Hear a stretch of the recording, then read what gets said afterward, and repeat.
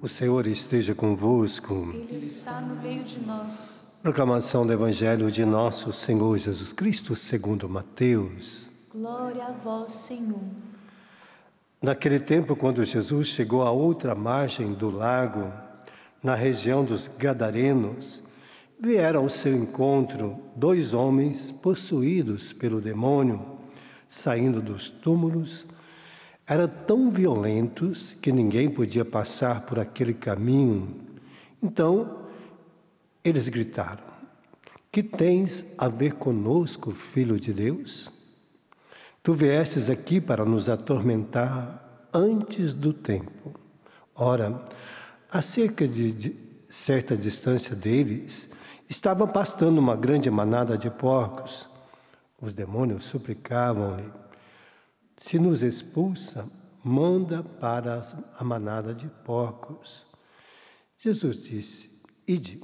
Os demônios saíram, foram para os porcos, e logo toda a manada atirou-se a monte baixo, para dentro do mar, afogando-se nas águas.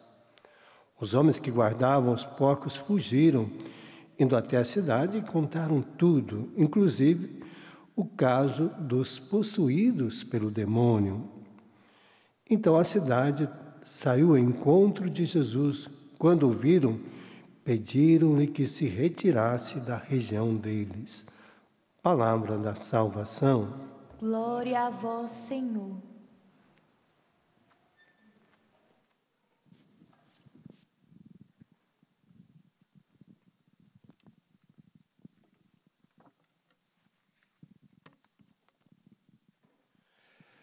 Por isso, Jesus vai dizer que ninguém pode servir a 2 senhores, ou ao dinheiro ou a Deus.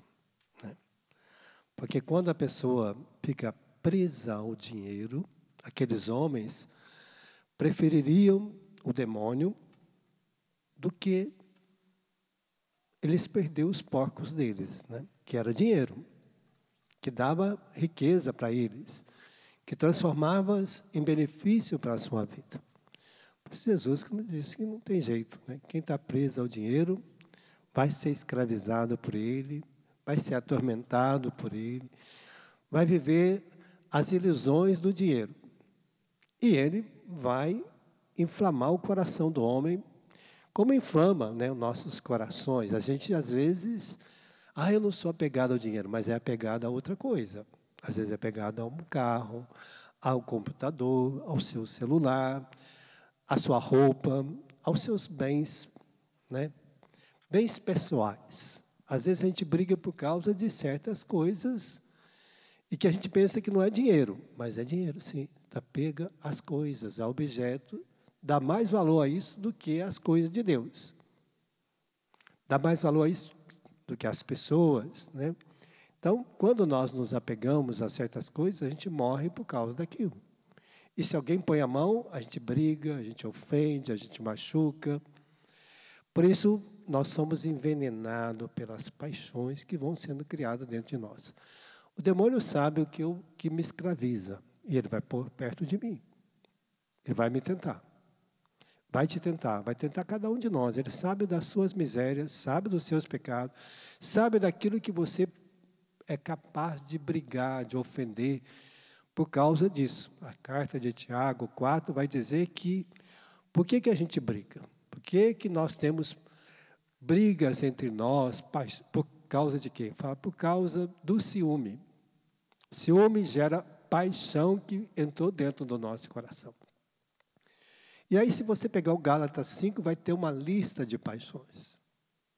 Diversas coisas, que são paixões que vão entrando dentro da nossa vida e que vai nos escravizando. Né? Seja a bebida, seja o cigarro, seja a roupa, seja o nosso celular, seja o nosso carro, seja o nosso computador, seja qualquer coisa que eu dou valor a um bem pessoal, mais do que as pessoas. Então eu me sinto, às vezes também porque o outro está feliz, porque o outro está alegre, porque o outro está vivendo bem, porque o outro está se realizando, a gente começa a ter ciúme.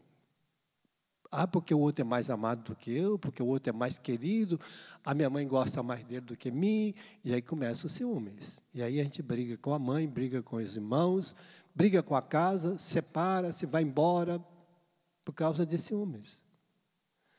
Ou porque acha que o pai gosta mais de um do que do outro, nós geramos ciúmes, está vendo?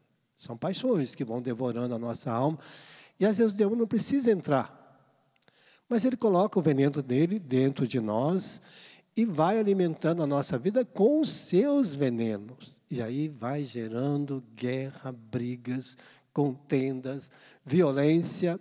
E chega a um ponto desse, né, que a gente vai vendo como o nosso mundo, a gente vai ficando escravo. Quando o nosso mundo está escravo, né, de tantas coisas. E por isso vai a primeira leitura de hoje mostrar como que Sara, mesmo sendo uma mulher que Deus deu a ela a graça da maternidade numa idade avançada, deu a ela um filho, mas antes dela ter o filho, ela viu que já estava velha, que não podia ter o filho, fez com que Abraão tivesse um filho com a mulher mais nova, com Agar, para ter uma descendência.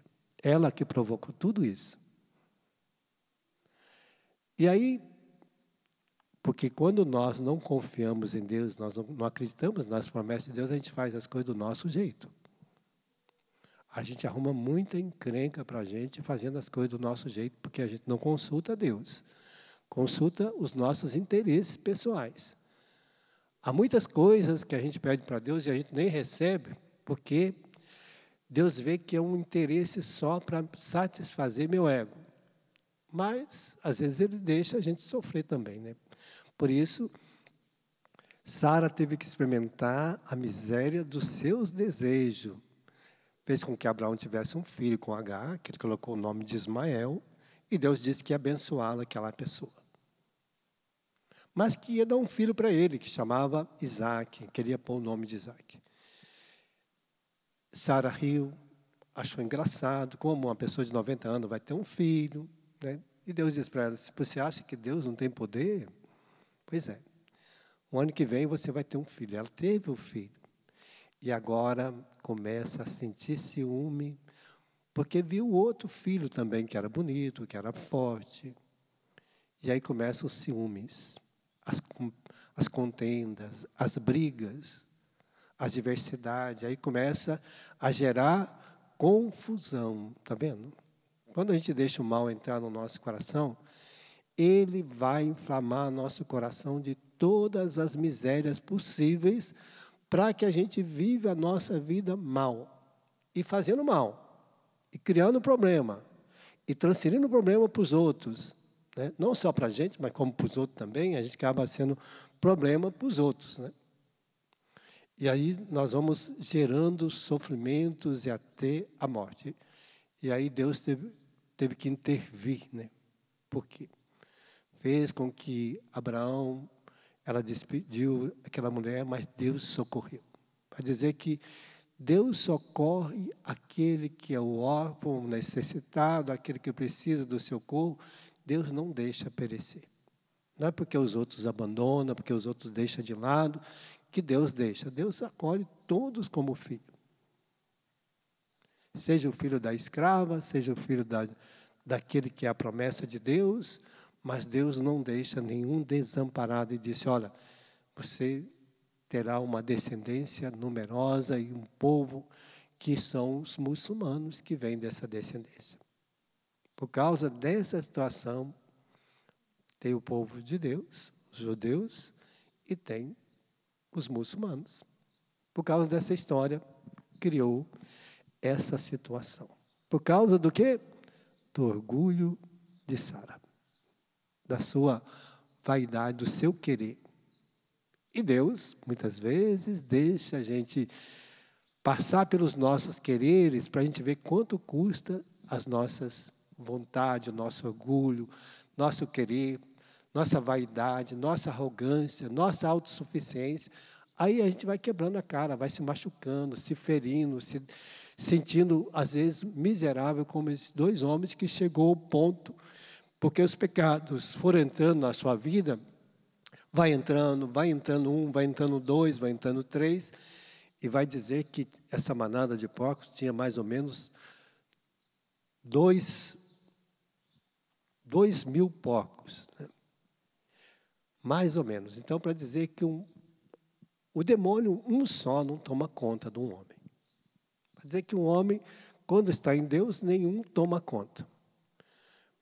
Essa é uma graça que a gente precisa ter, né? Assim nós precisamos acreditar. Imagina nós que hoje vivemos em Deus, nos movemos, nos alimentamos em Cristo, né? Os evangélicos protestantes, só de ouvir a palavra, alimentar a palavra, eles acham que os demônios não têm poder sobre a vida deles. Imagina nós que alimentamos do corpo, sangue, alma, divindade de Jesus, que a gente se alimenta dele, como que o demônio vai entrar? Não entra, mas ele vai colocando veneno, pecado, pecadinho, pecadão, pecadinho, pecadão, e vai entrando, e vai enraizando. Às vezes ele não vai possuir o homem, mas deixa a gente tão envenenado, tão cheio de miséria, tão cheio de situações de raiva, de mágoa, de briga, que a gente não tem como expulsar o demônio daquela pessoa. Às vezes a gente vê a pessoa e fala, meu Deus, está envenenada pelo mal e não tem como expulsar, porque só está com o veneno do maligno, mas não está possuída por ele. Aí só a conversão, só a mudança de vida, aí só se beber da palavra de Deus, se alimentar da palavra de Deus, se alimentar do corpo e sangue de Jesus, se alimentar da vida nova, se abandonar aquela vida de paixões, de miséria, de pecado, que ele vai viver uma vida em paz. Caso contrário, vai ser aquela pessoa que está totalmente envenenada pelo mal, que o demônio hoje está astucioso. Ele já não possui mais as pessoas, mas envenena. E aí é a pior coisa do mundo. Você vê aquela pessoa cheia de situações pecaminosas e que está envenenada da cabeça aos pés pelo mal e não tem como você expulsar, porque o demônio não está nela, só o veneno dele. Esse é o pior demônio. Aquele que envenena a nossa alma e que a gente aceita o veneno dele e se alimenta do veneno dele. Então, vai colocando palavras perniciosas na nossa boca, que vai envenenando a alma dos outros, que fala mal, calunia, difama, e vai fazendo todo o veneno espalhar para onde passa. Ela é o próprio veneno de Satanás andando no mundo. E aí não tem como expulsar o demônio, porque ela precisa de conversão, e não tem exorcismo que tira, porque ela precisa mudar de vida. Então a gente pensa que o demônio, ele é astucioso.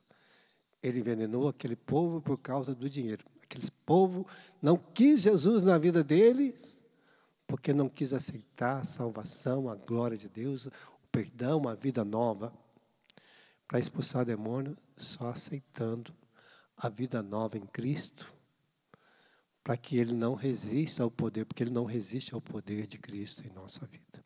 Fechamos nossos olhos por um instantezinho. Eu não sei se ele te envenenou, né? Aonde está o veneno dele em nós? Vamos pedir ao sangue redentor de Jesus. Se está nos meus olhos, que o Senhor lava meus olhos de toda impureza, malícia.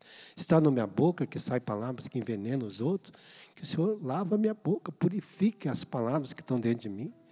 Se está nos meus ouvidos, que gosta de ouvir essas coisas, que o Senhor purifica meus ouvidos, para que as palavras que chegam aqui sejam palavras que tragam esperança, vida, que me dá um sentido novo. Se as minhas atitudes, que Deus me dê uma atitude nova, que Ele coloque as virtudes do céu para que eu possa agir melhor, que você possa.